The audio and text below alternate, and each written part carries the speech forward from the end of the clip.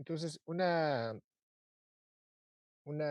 parte, bueno, una de las bondades de las búsquedas basadas en índices de enrutamiento, ya habíamos dicho la clase pasada, es que si lo que vas a buscar son archivos de texto, este tipo de algoritmo te va a permitir encontrarlos no por el nombre del archivo, sino por el contenido del archivo. Entonces, acuérdense que se va a basar en palabras clave, las veces que se repiten esas palabras clave entre los archivos que contenga compartidos una máquina, y con base en eso sacas una especie de estadística de cuál es el mejor vecino que pudiera contener más resultados acerca de las palabras clave que tú necesitas en un momento dado, ¿no? Por eso es que tenemos esta receta, déjame ponerlo aquí. Déjenme cambiar el apuntador del mouse. Esta receta de cocina de aquí, ¿no? Con base en el total de archivos que tiene una máquina, pues tú sabes cuántos de los archivos que tiene contienen una palabra clave u otra palabra clave u otra, depende cuántas estés considerando en tu consulta, y con base en eso le vas a dar una especie de preferencia a ese vecino sobre de los demás. Entonces quedamos que para poder utilizar este algoritmo, lo primero que necesitarías hacer en tu aplicación es que los archivos que se busquen sean archivos que puedan contener texto. A lo mejor no nada más TXT, sino archivos en los que tú puedas de algún modo acceder al texto del documento, ¿no? De un PDF, de un Word, algo así, ¿no? Un PostScript, por ejemplo. Y entonces, con base en eso, tú lo que puedes hacer es defines las palabras clave que vas a estar manejando en tu aplicación, de esas palabras clave que pudieras sacarse a partir de un diccionario que tú armaras ahí. A partir de ahí empiezas a generar tus estadísticas de tal cantidad de archivos que yo tengo en mi disco duro, bueno, en mi carpeta compartida en mi aplicación. Tantos de esos archivos mencionan tal palabra clave, tantos de esos archivos mencionan tal palabra clave y tantos archivos de esos mencionan tal palabra clave. O sea, no sería difícil de hacer eso. Ya que hiciste eso, se lo puedes propagar a lo mejor a tus vecinos del primer salto, nada más. Y ellos a su vez te propagan a ti sus valores correspondientes, ¿no? De su sistema de archivos, de su carpeta compartida y con base en las palabras clave.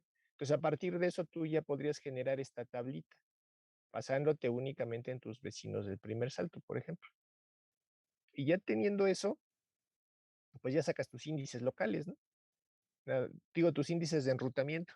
Lo único que tendrías que hacer es, si ya tienes la información tuya respecto a los archivos, la cantidad de archivos que tienes y las ocurrencias de esas palabras clave en esos archivos, y ya tienes las de tus vecinos, pues ya puedes sacar esta estadística que tenemos aquí abajo para saber cuál de tus vecinos es más apto si es que quieres buscar alguna o algunas palabras clave, ¿no? En el ejemplo que se les daba acá, decías, quieres encontrar documentos sobre estas dos palabras clave, fotos y educación. A lo mejor la búsqueda puede recaer sobre una sola palabra clave o sobre un conjunto de palabras clave. Si recae sobre una sola palabra clave, bastaría con hacer para cada uno de tus vecinos que conozcas y que de los que tengas las estadísticas, simplemente multiplicas la cantidad de archivos que tienen compartidos en su carpeta compartida y la cantidad de ocurrencias de esa palabra clave del total de archivos que hay. Y ya, en este caso se sacan dos porque son dos palabras clave las que se están validando, la palabra fotos y la palabra educación. Por eso se valida cuántas veces aparece fotos, que aparece 400 veces del total de 2000 archivos, y la palabra educación, que aparece 100 veces del total de 2000 archivos, ¿no? Y ya te saca su índice de enrutamiento que lo que te va a dar es la cantidad de ocurrencias que hay en los archivos de las palabras que estás buscando en los archivos que cuenta ese vecino en particular. Y lo haces para cada vecino. Y de ahí simplemente comparas valores numéricos, magnitudes, y la que te dé el valor más alto es el mejor vecino para preguntarle acerca de esos archivos. O sea, la implementación sería muy sencilla. Simplemente es estar generando contadores para cada palabra clave, este, revisar tu carpeta compartida, cuántos archivos hay, y a partir de eso ya puedes sacar bien fácil esto. Si se ve o no se ve. ¿Qué pasó? ¿Sí? Entonces, esa es una de las formas en las que se pudiera realizar las búsquedas en sistemas P2P no estructurados. Acuérdense que los no estructurados son completamente descentralizados y no hay nada que te ayude ni siquiera a saber cuántos vecinos hay en total, ¿no? A lo largo de toda la aplicación. Entonces, otra técnica, otro algoritmo, y que es aún mejor que ese, se llama búsqueda basada en filtro de Bloom. Bueno, filtro atenuado de Bloom. Primero vamos a ver lo que es un filtro de Bloom y ya luego vemos lo que es un filtro atenuado de Bloom. Un filtro de Bloom va a ser una estructura probabilística. ¿Qué significa eso? Significa que no te va a decir si el archivo está o no está. Te va a decir qué posibilidades hay de que esté. Ajá. A lo mejor te dice, es altamente probable que sí esté el archivo en esa máquina, pero ahí está. ¿Sí se entiende eso?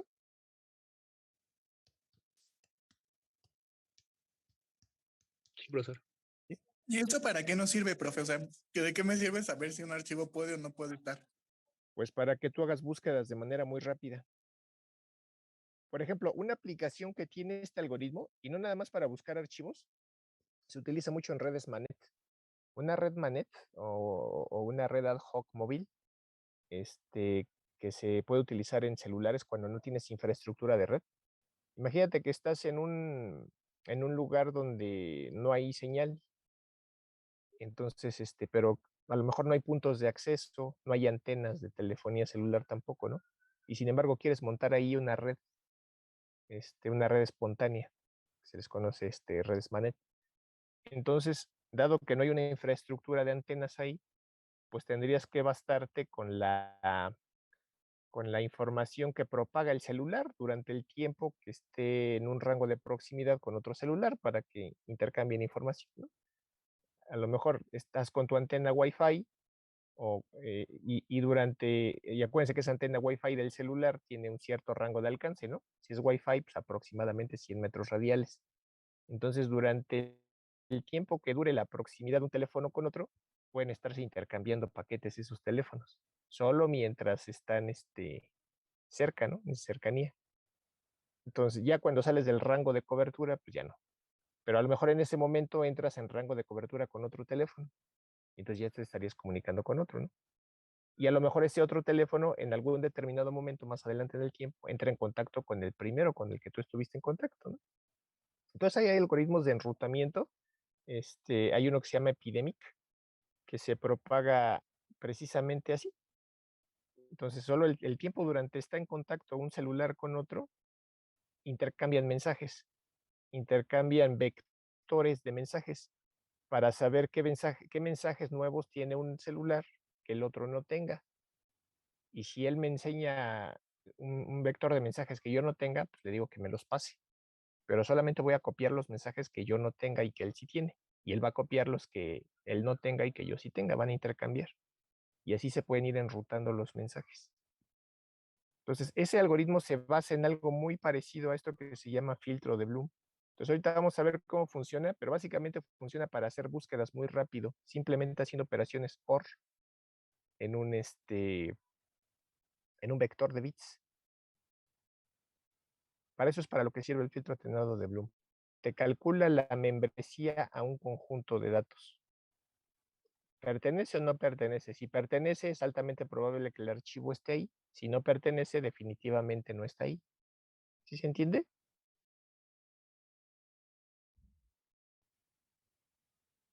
Sí, profe. ¿Sí? Y una ventaja que tiene el filtro atenuado de Bloom es que su complejidad computacional es constante.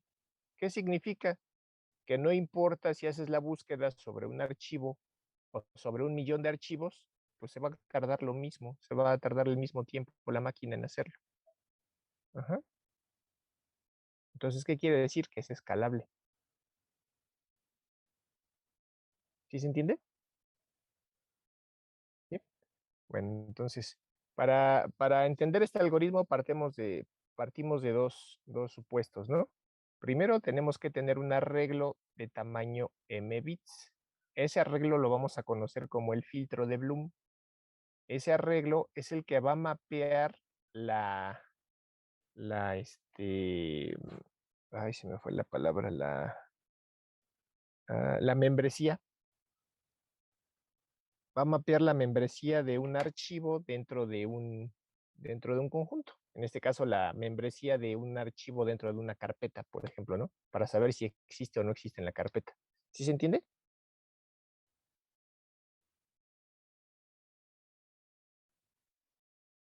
¿Sí? Bueno, entonces, para poder mapear a cada uno de los posibles archivos, a cada archivo, pues cada archivo puede tener nombres de diferentes tamaños, ¿no? A lo mejor uno se llama hola.txt y el otro se llama Constitución de México, de bla, bla, bla, bla, bla, bla, bla, ¿no? Es una cadenota. Entonces, para que no haya ese tipo de situaciones que haces, pues calculas nombres del mismo tamaño. ¿Cómo? Definiendo como nombre el hash del nombre. Entonces aplicas una función hash al nombre. Acuérdense que cuando usas una función hash o función resumen, esas funciones reciben una cadena de tamaño variable como entrada y te dan de salida una cadena de tamaño fijo. Ajá. Y entonces ya con eso ya tienes una uniformidad en los identificadores asociados a los nombres de los archivos. ¿Hasta ahí queda claro? Sí, profesor. Entonces, dado el tamaño de bits que te arroja como salida la función hash, pues con esa cadena de bits, esa cantidad de bits o esa longitud de bits que tenga la cadena que te arroja, te va a permitir generar diferentes combinaciones de bit, que serían los resultados de diferentes funciones hash, o la función hash aplicada sobre diferentes nombres de archivos. Ajá. Entonces, con esa longitud de bits que te arroja el hash del nombre del archivo, tú tienes que considerar todo el rango posible de diferentes combinaciones de bits de ese tamaño para poder mapear cualquier archivo dentro de ese arreglo M. Entonces, M tiene que ser de un tamaño mayor, estrictamente mayor, a la cantidad de bits que te arroja la función hash que se aplica sobre el nombre del archivo. ¿Para qué? Para que pueda mapear cualquier archivo. ¿Sí se entiende?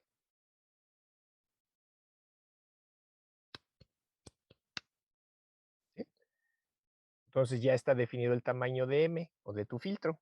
Va a ser tamaño M y M tiene que ser mayor que la cantidad de bits que te arroja como salida la función hash que aplica sobre el nombre del archivo. Entonces, esa es una de las cosas que necesitamos tener. La otra cosa que necesitamos tener es una colección de K funciones hash. O sea, puede ser una función hash, pueden ser 2 funciones hash, pueden ser 3 funciones hash, 4, etcétera, ¿no? Mientras más le pongas, pues más robusta va a ser, ¿no?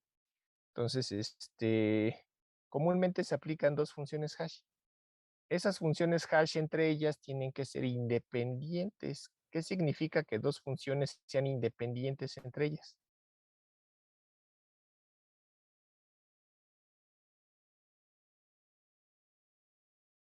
¿A qué le suena?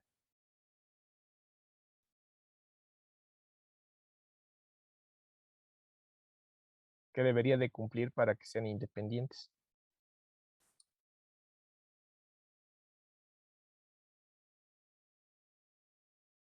Bueno, vamos a ver qué es lo que deben de cumplir, ¿no? Para que realmente 2 funciones sean independientes entre ellas, deben de cumplir lo que dice aquí. No debe de existir un coeficiente que multiplicado por una de las funciones te dé la otra función. ¿Sí se entiende eso? Si yo al multiplicar mi función por un coeficiente obtengo la otra función, significa que una es múltiplo de la otra, ¿no? Entonces, eso no debe de existir. Para ningún múltiplo debe de haber esa relación entre las dos funciones. Una función multiplicada por algún coeficiente no te debe de reproducir la otra función. Eso no debe de darse.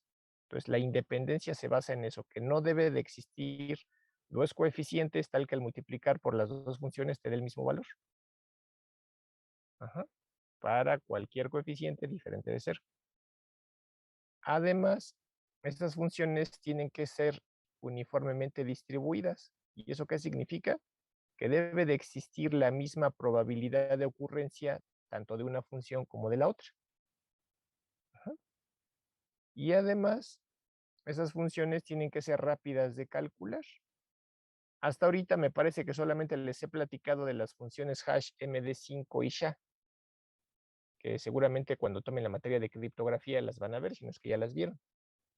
Ajá. Esas funciones hash son criptográficas y son lentas. Entonces esas no nos van a servir para este tipo de algoritmos. Para este tipo de algoritmos se tienen que utilizar funciones hash rápidas de calcular. ¿Sí se entiende? Profesor. Entonces, en la literatura, si ustedes se ponen a revisar, siempre sugieren como mínimo estas dos funciones hash, la función murmur o la función fnb. Esas funciones, aquí ya les estoy dejando el vínculo de un video, aquí está, este video que está aquí, de YouTube, donde viene la explicación de la función murmur, y para la función fnb aquí les estoy dejando 2 ligas para que les den una checada en su tiempo libre cuando puedan. Son funciones muy fácilmente, bueno, muy fáciles de calcular y su complejidad computacional es muy simple. Por eso es que se prefieren a las funciones SHA, a la función MD5, que son más pesadas, más lentas de calcular. Ujú. Entonces, bueno, ya que vimos eso, entonces ya quedamos, ¿no?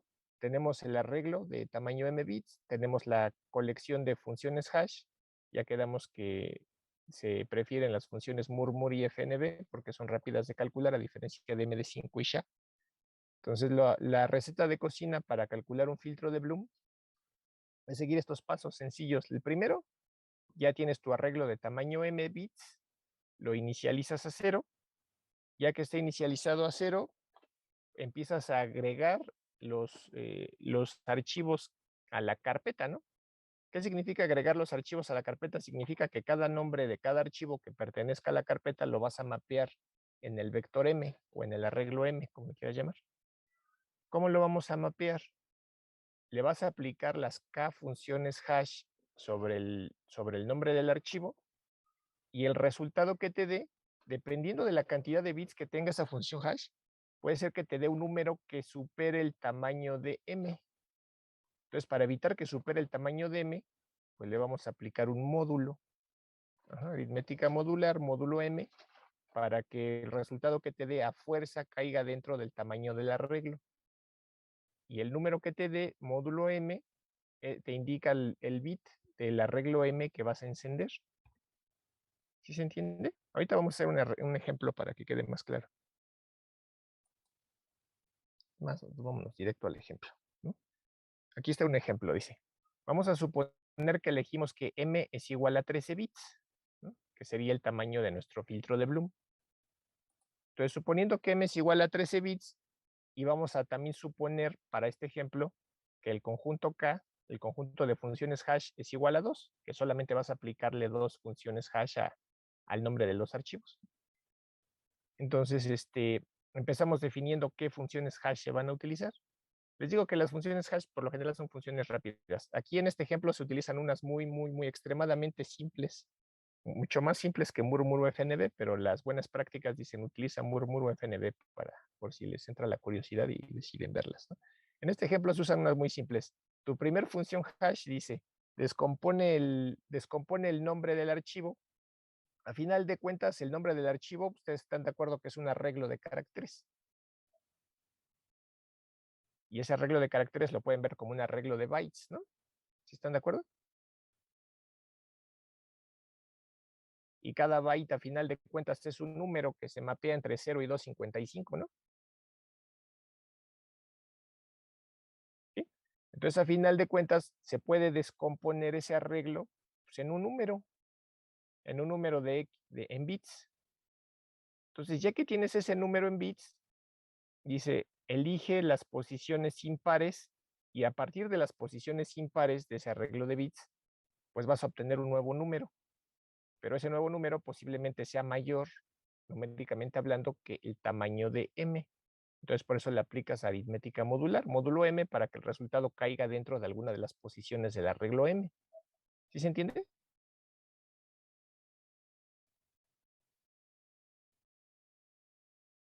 Sí. ¿Sí?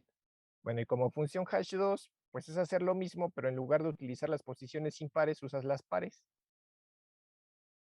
Y ahí están ya tus dos funciones hash, ¿no? Así de rápido. Insisto, estas solo son unas muy simples para el ejemplo, para que sea ilustrativo y se entienda rápido el ejemplo. Ujú. Dice, ahora vamos a suponer que tienes tu carpeta y en esa carpeta tienes 3 archivos, ¿no?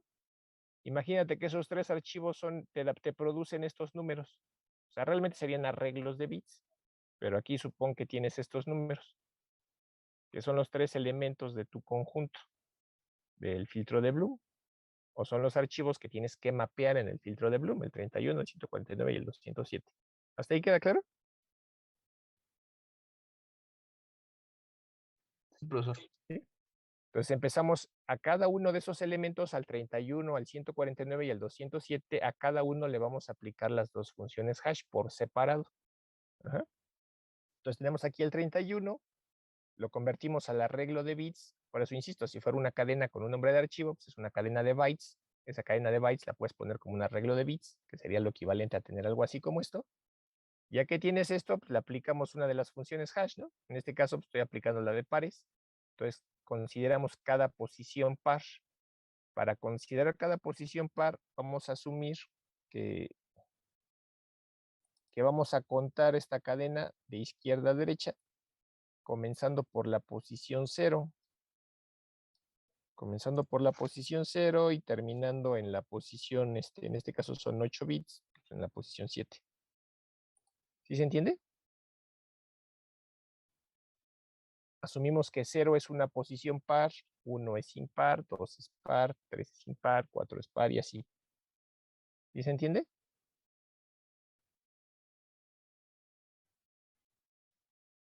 Sí, profesor. Entonces, de este arreglo de bits, tomamos la primera posición, que es par, el 0, y lo colocamos acá. La siguiente posición, 1, es impar, entonces no la tomamos. La siguiente es 2, es par, la colocamos acá. La siguiente 3, digo 0, 1, 2, 2 es par, 2 es par es esta. La siguiente es 3, es impar, no la consideramos. La siguiente es par, la tomamos. La siguiente es impar, no la tomamos. La siguiente es par, la tomamos. La siguiente es impar y así. A ver, son 0, 1, 2, 3, 4, 5, 6, 7. Entonces sería la 0, aquí está. La 1 no, la 2 aquí está. La 3 no, la 4 sí, la 5 no, la 6 sí y la 7 no. El chiste es que ya te queda esto. ¿Sí queda claro hasta aquí? Entonces tenemos este es el nuevo número que se obtiene a partir de esa función hash. Pero puede ser que ese número sea mayor que el tamaño de m. Entonces, por si acaso, el número que te dé aquí le aplicas la operación módulo, digo, la operación residuo. Entonces, esto de aquí, residuo m. Entonces, aquí está, ¿no? Este número, si se fijan en decimal, es el número 3. 1 más 2 da 3. 3 módulo 13, que es el tamaño de m, pues te da el 3. ¿Sí se entendió cómo salió este número? Profesor. ¿Sí? Bueno, entonces ahora ya aplicaste la primera función hash. Ahora aplicamos la segunda función hash. Vamos a agarrar los impares sobre el mismo número base, en el 31. Entonces otra vez, ¿no? Lo ordenas de izquierda a derecha, empezando por el bit 0 hasta la última posición, que es la 7. Y ahora vamos a tomar los impares. El primer bit es la posición 0, pues es par, no lo agarramos. El segundo es la posición 1, es impar, entonces sí lo agarramos y aquí está. El 0, 1, el siguiente es la posición 2, es par, no lo agarramos. El siguiente es la posición 3, es impar. Este sí lo agarramos y lo ponemos acá. Luego sigue la 4, es par, no lo agarramos. La 5 es impar, si lo ponemos. La 6 es par, no lo agarramos. La siguiente es par porque es la posición 7 y si la agarramos. Y nos queda esta cadena de aquí. ¿Hasta ahí todo claro?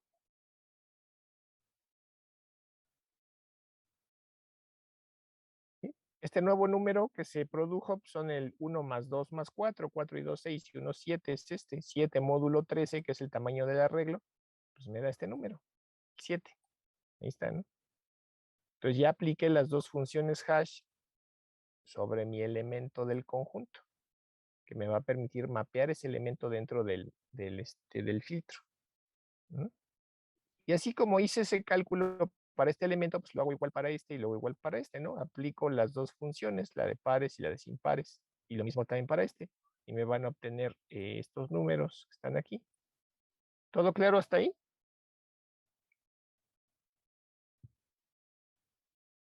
Sí, profesor. Estos números que yo obtuve, lo que me van a decir es qué bits del filtro de Bloom o qué bits del arreglo M tengo que encender. Tengo que encender el bit 3, el bit 7, el bit 8 y el bit 11. Ajá. Entonces tomo mi arreglo, que acuérdense que inicialmente estaba en 0. Aquí está. Este es mi filtro inicial, M, que quedó definido de 13 bits, estaba en ceros. Y voy a empezar a encender los bits que dije, ¿no? Voy a encender el bit 3, el 7, el 8 y el 11. Comienzo a contar desde la posición 0. 0, 1, 2, enciendo el 3, 4, 5, 6, enciendo el 7, enciendo el 8, 9, 10 y enciendo el 11. ¿Sí se entiende hasta ahí? Sí, profe. Estos bits que encendí son los bits que se necesitan para representar cada una de estas posiciones. Y cada una de esas posiciones son las que me van a mapear el contenido, bueno, los archivos que forman parte de mi conjunto. Ajá. Entonces aquí el ejemplo dice, ahora vamos a suponer, aquí abajo, vamos a suponer que deseamos validar si este elemento forma parte del conjunto. Imagínense que queremos ver si ese archivo existe dentro de mi carpeta. Entonces, ¿qué es lo que voy a hacer? Pues a este archivo le voy a aplicar las mismas dos funciones hash, módulo, el tamaño del conjunto, y voy a ver cuáles son los bits que tengo que validar que estén encendidos. Si ambos bits están encendidos, significa que muy probablemente sí pertenece al conjunto ese archivo. O sea que muy probablemente sí está ahí ese archivo en esa carpeta. Si alguno de los bits me da 0, significa que definitivamente no forma parte del conjunto y por lo tanto el archivo no existe en esta carpeta. Vamos a verlo aquí. Y entonces, aquí está el número que queremos validar si pertenece al conjunto. Su representación en un arreglo de bits es esta. 1, 2, 4, 8 más 64 más 128 me da 200. Si tomo las posiciones pares, acuérdense que comienzo por la posición 0. Tomo la posición 0, la 2, la 4 y la 6. Y es lo que me forma esto. Esto en decimal es el número 10, ¿no? 8 más 2 es el 10. Módulo 3 sigue siendo 10. Luego aplico la segunda función hash, que es la de los impares. Otra vez de esta cadena empiezo a tomar los bits impares. La 0 no la tomo, la 1 sí, la 2 no, la 3 sí, la 4 no, la 5 sí, la 6 no y la 7 sí. Eso me devuelve esta cadena. Esto pasado a decimal, pues es el número 8. Módulo 13, pues me da esto, ¿no? Entonces, estos van a ser los dos bits que yo tengo que revisar en el filtro de Bloom para saber si ese archivo pertenece a ese conjunto, a esa carpeta. Entonces, aquí está mi filtro, reviso las posiciones 8 y 10, comenzando por la posición 0. Aquí está el 0, 1, 2, 3, 4, 5, 6, 7 y 8. Aquí es este que puse en rojo. Está encendido, quiere decir que a lo mejor 9 y 10, el 10 está apagado. Entonces, con una de los dos bits que revisé de 0, ya con eso puedo dar por hecho que ese archivo o ese elemento no pertenece al conjunto, o sea que el archivo no se encuentra en esa carpeta. ¿Sí se entiende? ¿Sí? Entonces, si nosotros quisiéramos validar por un dato que sí está ahí, imagínense que quisiera validar si el número 31 pertenece al conjunto. Pues entonces, checo el número 31, lo convierto a bits, le aplico las dos funciones hash, me da como resultado 3 y 7, reviso 3 y 7 en el filtro de Bloom a ver si aparece. Este es mi filtro de Bloom, 0, 1, 2, 3. Este es el 3, está encendido. 4, 5, 6 y 7 también está encendido. ¿Eso qué querría decir? Que sería altamente probable que ese archivo sí pertenezca al conjunto. Bueno, ese elemento y por lo tanto el archivo muy probablemente sí se encuentra ahí. ¿Sí se entiende? Profesor. Entonces Eso me permitiría hacer una búsqueda local en mi sistema de archivos, ¿no? Pero en una aplicación P2P, pues acuérdense que los archivos están dispersos en la red. Entonces ahora tengo que extender mi filtro de Bloom a un filtro atenuado de Bloom.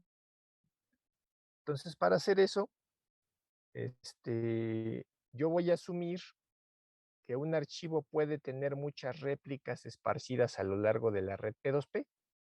Y yo lo que voy a intentar hacer es buscar, no nada más en mi sistema de archivos local, sino buscar en los vecinos que yo conozca. Para poder buscar en la información que tienen mis vecinos, necesito generar un contexto. ¿Qué es un contexto? Pues es la información que yo conozco, tanto mía, la local, como la de los vecinos, que los vecinos me comparten. Ajá. Entonces, ¿cómo voy a hacer esa búsqueda? El filtro de Bloom, que ahorita ya vimos cómo se calcula a partir del arreglo de tamaño M, lo voy a extender de una a varias capas. La primera capa, la capa inicial, la capa 0, pues va a ser el vector que representa el mapeo de los archivos que yo tengo en mi sistema de archivos local. La capa 1 va a contener la información de los archivos que contienen mis vecinos. Mis vecinos, por ejemplo, a un salto de distancia. La segunda capa, los vecinos que están al siguiente salto de distancia, 2 saltos. La siguiente capa, los que están a un salto más de distancia. La siguiente capa, los vecinos que están a un salto más de distancia. ¿Sí se va entendiendo?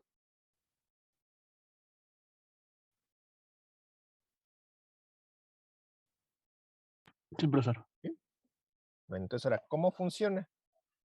Tengo que generar un contexto. Aquí está, que se le llama agregación del contexto. Entonces aquí dice, cada nodo va a enviar su propio contexto, que es su filtro atenuado a sus vecinos. Y así yo voy a ir formando mi propio contexto a partir de lo que me enseñan los vecinos. ¿Cómo se hace eso ya técnicamente? Un contexto está formado por N filtros de Bloom, tanto el tuyo como el que conoces de tus vecinos. Si inicialmente no conoces a ningún vecino, pues tu contexto va a ser nada más tu propio filtro, lo que conoces de tus archivos, de tu carpeta que estás compartiendo. ¿Sí se entiende? ¿No? Entonces, imagínate que este eres tú, esto que está aquí eres tú. Y aquí estás recibiendo el contexto de un vecino, del vecino 1, que aquí está el 1, y aquí estás recibiendo el contexto del vecino 2. Y así como recibes de estos dos, pues podrías recibir el contexto de n vecinos. Entonces, cada vecino te va a mandar un contexto que consta de su filtro de Bloom local de ellos, que es este primer renglón. Este primer renglón que ven aquí donde está el apuntador del mouse, es el contexto local, bueno, es el filtro de Bloom del sistema de archivos local de ese vecino. Este primer arreglo que ven aquí pues es igual el filtro de Bloom asociado a los archivos que conoce el vecino 2. Luego el siguiente renglón es el filtro de Bloom asociado a lo que conocen los vecinos a un salto de distancia del vecino 1. Y este de en medio pues, es el filtro de Bloom que mapea los archivos que conocen los vecinos a un salto de distancia del vecino 2. Y este tercer renglón, pues es el contexto que representa los archivos que conocen los vecinos que están a 2 saltos de distancia del vecino 1 y acá el que está a 2 saltos de distancia del vecino 2. Y así, si siguieran más filas, sería entre cada fila extra que se vea, pues va a ser el conocimiento de los archivos que conocen los vecinos a un salto más de distancia. ¿Hasta ahí sí queda claro?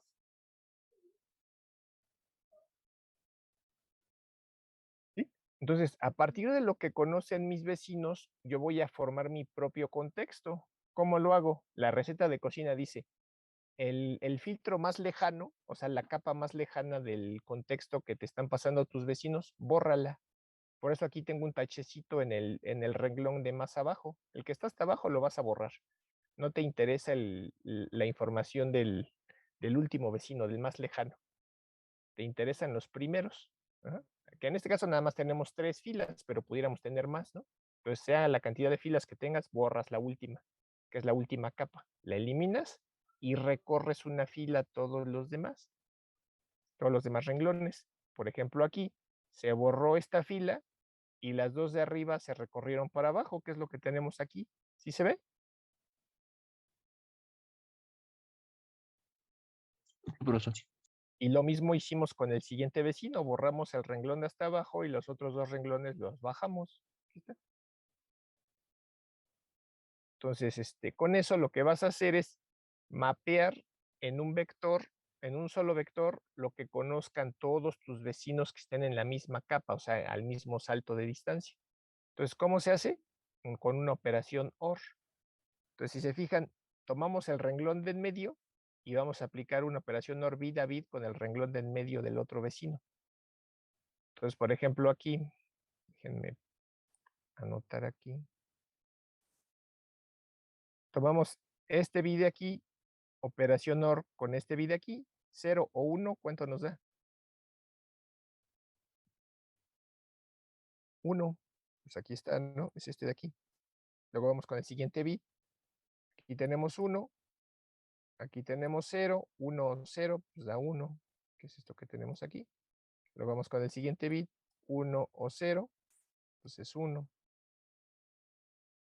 Luego vamos con el siguiente bit, 0 o 1, pues me da 1. Y luego vamos con el siguiente bit, y así te la llevas. El siguiente es 1 o 1, pues da 1, ¿no? Y así hasta que completas toda la fila. ¿Sí queda claro?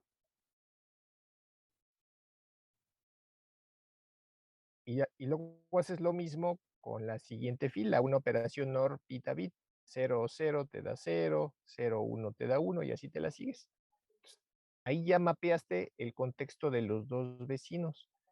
Y en el renglón que queda hasta arriba, pues, lo único que haces es copiar tu propio filtro que ya tenías aquí. Este que ya tenías, simplemente lo pegas aquí arriba. Si se fijan, es el mismo, 0, 1, 0, 0, 1, 0, 0, 1. Ajá. Y ese va a ser tu nuevo contexto, esto. Lo que tú ya conocías de tus archivos locales, más lo que aprendiste de tus vecinos que están a un salto de distancia, más lo que ya aprendiste de tus vecinos que están a 2 saltos de distancia, y así depende cuántas capas lo quieras hacer. ¿Sí queda claro? Sí, profesor. Entonces ahora, cuando tú quieras hacer una búsqueda por un archivo, ¿qué es lo que vas a hacer? Primero vas a buscar localmente, ¿no? Vas a buscar en tu filtro local. Acuérdate, tienes el nombre del archivo, le aplicas las funciones, las K, funciones hash, eso te va módulo el tamaño de tu vector M, y eso te va a decir los bits que tienes que revisar. Si ahí ya encontraste el archivo, pues bien, ¿no? Ya estuvo lo que tenías que hacer. Si no lo encontraste, dices, yo no lo tengo, pero vamos a ver si ese archivo lo encuentro en alguno de mis vecinos que están a un salto de distancia. Al fin ya tienes aquí el vector, ¿no? Checas las mismas posiciones en este vector, y si te da 1, 1, significa que alguno de tus vecinos del primer salto sí lo tienes. Y en caso de que no, pues ahora checas con los vecinos que están más lejos, ¿no? Si alguno lo tiene. ¿Sí se entiende? Sí, profesor. Y entonces eso te va a ayudar para saber para dónde buscar y para dónde no. Y es una búsqueda muy rápida, porque lo único que tienes que hacer es encender bits y ver qué bits están prendidos. Eso lo puedes hacer bien rápido con una máscara, ¿no? Así como lo hacían en su materia de redes cuando validaban si había banderas prendidas en los encabezados de los paquetes. Haces un corrimiento de bits y haces una operación AND con la máscara 0x01 y ya. ¿No? Se fijan, es muy rápido pues, la ejecución, ¿no? La lógica es muy rápida. Por eso es que necesitamos funciones hash que sean rápidas para que sea rápido todo esto. ¿Dudas hasta ahí?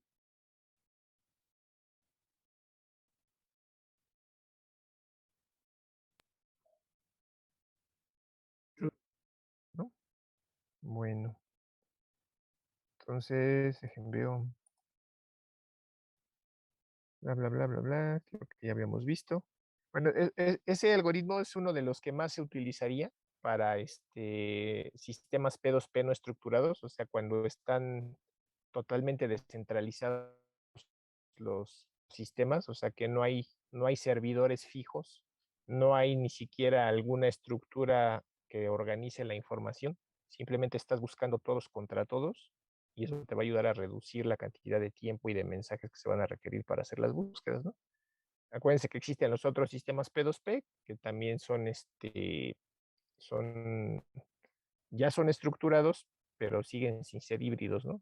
Siguen siendo sistemas P2P puros.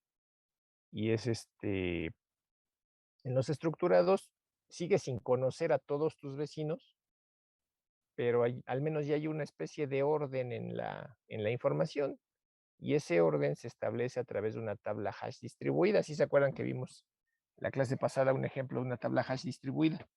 Que teníamos 5 máquinas, teníamos una llave de 7 bits. Con una llave de 7 bits puedes representar hasta 2 a la 7 posibilidades de combinaciones diferentes de llaves, que son 128 del 0 al 127, y repartíamos la tabla hash de 128 entradas entre 5 máquinas. ¿Sí se acuerdan?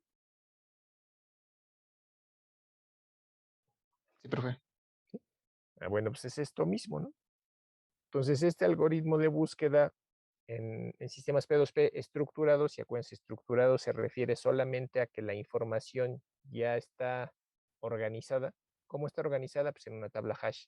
Y esa tabla hash está repartida entre todas las máquinas que forman parte de la aplicación. Entonces, en ese tipo de algoritmo, pues realmente lo único importante es cómo organizas a las máquinas que forman parte de la red para decirles, tú te vas a hacer cargo de este rango de llaves, tú te vas a hacer cargo de este otro rango de llaves, tú te vas a hacer cargo de este otro rango de llaves, ¿no? Es lo único que importa. Entonces, para hacer eso, aquí dice que se implementan una, dos, tres, se implementan 3 primitivas sobre la tabla hash distribuida. Una de las primitivas, la de búsqueda lookup, lo que te va a decir es, o te va a ayudar a encontrar la ubicación del nodo que es el responsable de la administración de un rango de llaves. Por ejemplo, si tienes el mismo caso de ejemplo de las funciones hash de 7 bits que te puede generar cualquier llave en el rango del 0 al 127, imagínate que ese mismo rango lo tienes dividido otra vez entre 5 máquinas, y a cada una quedamos que le tocaban, creo que de a 20 y tantos llaves, ¿no? ¿25? Creo que eran 25 llaves. Entonces imagínate que tú dices, pues al archivo que yo estoy buscando, su función hash devolvió el valor 30. Entonces quiero saber quién es el encargado de llevar el control de quién tiene la llave 30. Pues entonces invocas a la primitiva lookup, y lookup entre paréntesis 30, porque es la llave que quieres saber quién la tiene. Y entonces, mediante esa primitiva, deberían de decir cuál de todos los nodos es el que guarda la dirección de quién posee ese archivo, o quién posee la llave 30. ¿Sí se entiende? ¿Sí? Entonces, para eso va a servir esa primitiva que ahorita vamos a usar más adelante. Está también la primitiva put, y la primitiva put sirve para registrar, ¿no? Tú dices, yo acabo de agregar un nuevo archivo a mi carpeta compartida. A ese archivo le saco una función hash al nombre. Esa función hash me genera un nuevo índice, ¿no? A lo mejor me genera el índice, pues, ¿qué será? El 90. Entonces, yo quiero que el encargado de guardar la llave 90 les diga que yo poseo ese archivo. Entonces utilizas la primitiva put 90, y con eso vas a establecer que quien sea el encargado de esa llave almacene tu dirección IP para que sepan que tú eres el que posee ese archivo. ¿Sí se entiende? Simplemente estás guardando el registro de que tú eres el que tiene ese archivo, pero lo estás guardando en la máquina que le corresponde ese rango de llaves.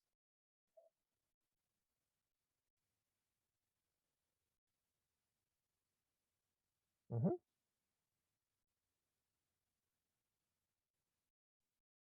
¿Sí? Luego está la otra primitiva que se llama sucesor de una llave.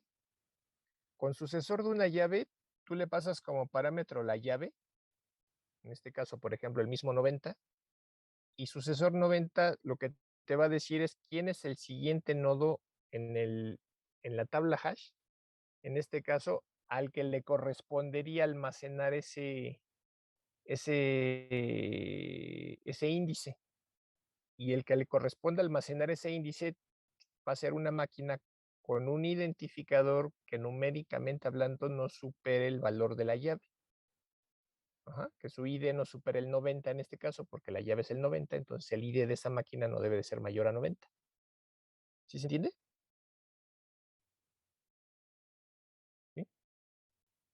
Entonces, ¿cómo se implementa eso? Aquí hay un ejemplo de cómo se implementa, pero este ejemplo yo creo que se los doy la siguiente clase porque quedan 5 minutos y no lo voy a alcanzar a explicar en 5 minutos. Entonces, si quieren, no le dejamos ahí. La clase que viene es mañana, ¿no? El día de mañana les explico cómo funciona ese algoritmo, al fin que ya vimos ahorita la mitad, las primitivas estas, y ya nada más mañana vemos el ejemplo de cómo le hace Core para hacer esa distribución de llaves. ¿Sale? Profe, y el lunes regreso a vacaciones se presentaría la aplicación Peer-to-Peer. Ajá, exacto. ¿Y si ahí muere, profe? Bueno, pues si ya entregaron, pues ya, ahora sí que también, ¿no? Es la otra. De regalo de Navidad, que se queden 6 prácticas, ¿no, profe? Está bien rápida, o sea, ni siquiera les estoy pidiendo ahorita que implementen alguno de esos algoritmos. En otros semestres sí se los había pedido, ahorita ya por la premura, pues ya no dio tiempo, ¿no? Entonces, realmente ustedes lo que estarían implementando sería una pues una arquitectura P2P pura, donde no hay ningún tipo de centralización y ustedes están haciendo puro broadcast para preguntar, porque le están preguntando a todos los servidores. Entonces, esa es rápida de implementar. Bueno, en teoría, ¿no? Ya depende, qué tanto le estén poniendo, ¿no?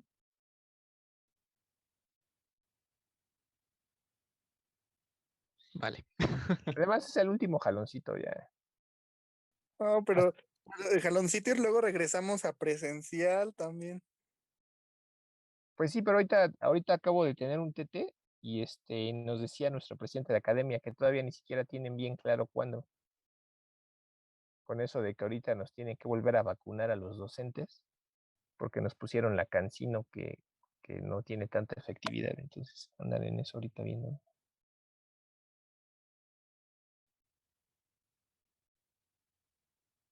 Ustedes ahorita nada más enfóquense en el semestre actual, que es en el que estamos, y ya para el que viene, pues ya nos estarán informando las autoridades a ver qué procede, ¿no? De cualquier forma, no creo que regresemos totalmente presencial, a lo mejor vamos a regresar a un esquema híbrido,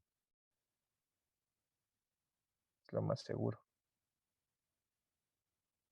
dado el índice de contagios que está habiendo en otros países, ¿no? Pero pues a ver qué decide.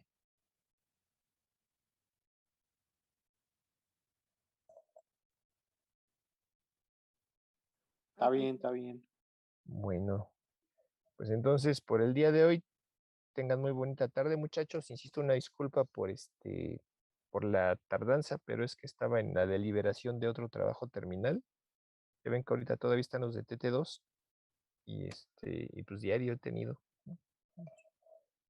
Pero bueno, Les hubiera puesto el 10 por lo menos, profe, a los compañeros. sí, ¿verdad? Pues lo intenté, pero realmente yo era sinodal, no era el director. Y el director pidió otra calificación y dije, bueno, lo respaldo.